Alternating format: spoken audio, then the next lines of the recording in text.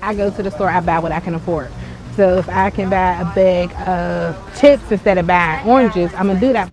But at the farmer's market, TAMEESHA Bottoms uses her food stamps to buy healthier and fresher foods. So fruits and vegetables fill her bags and her family's stomachs. We just bought peaches today and they both walking around eating it.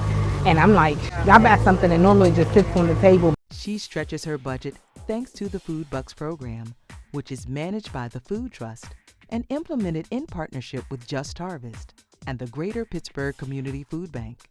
The program gives shoppers $2 in Food Bucks coupons for every $5 they spend in food stamps at farmers markets, mobile markets, and participating corner and grocery stores. So the Food Bucks program makes fresh fruits and vegetables at farmers markets, the greengrocer mobile market, and some corner stores and supermarkets more affordable for people who use food stamps. So if I'm shopping at the farmers market, for example, and I'm using my food stamps, I go to the Just Harvest tent, I tell them how much I want to spend, and for every $5 I spend on my EBT card, I get an extra $2, which is a Food Buck coupon, and I can use that for fresh fruits and vegetables.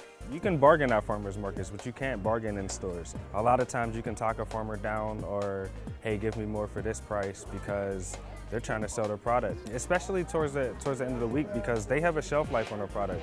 The Food Bucks program is just one of several strategies supported by REACH, a CDC-funded initiative at the Allegheny County Health Department.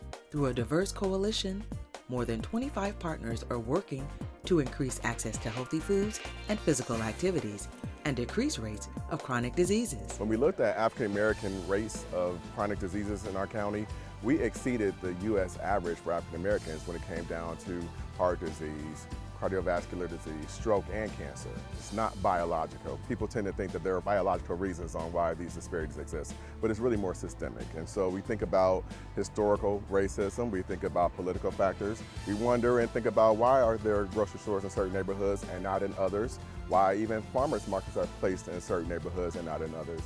Why are African American communities or certain demographics marketed more for fast food, snacks, junk foods?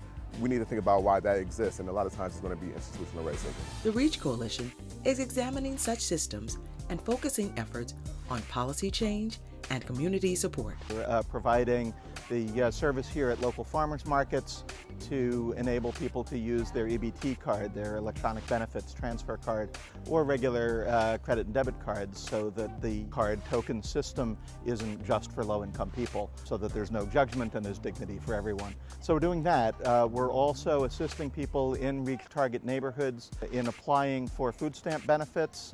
Many people are eligible but have difficulty getting through all the paperwork. It turns out that in the state of Pennsylvania, 30% of all food stamp applications are turned down. And it's hardly ever because people make too much money. It's almost always because of confusion and paperwork and verification documents that you have to submit afterwards, completing a telephone interview. Getting food stamps is the first step.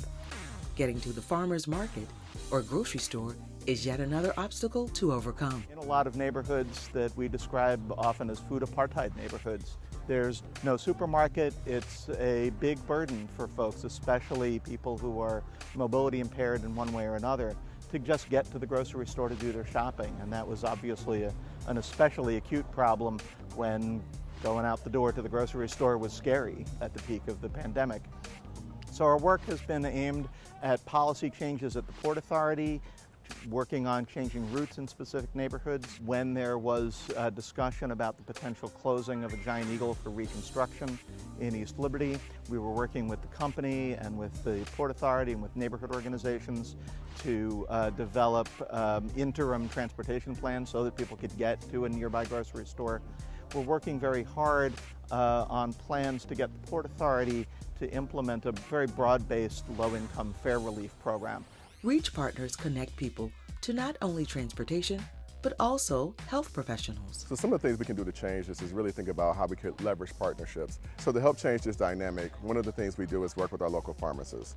Our pharmacists actually go out there in the community, they do health fairs, they talk to people about services that are accessible to them, they connect them to their primary care physicians, and they also have access to providers who can help them understand the better diets, Being connected creates opportunities to improve your health. So I feel like we need to do this because we want to be healthier. We want to start giving our kids better choices.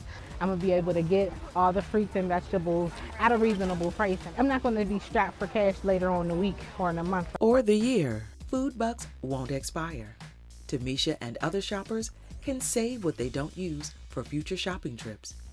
To learn more about the REACH initiative, visit livewellallegheny.com/reach.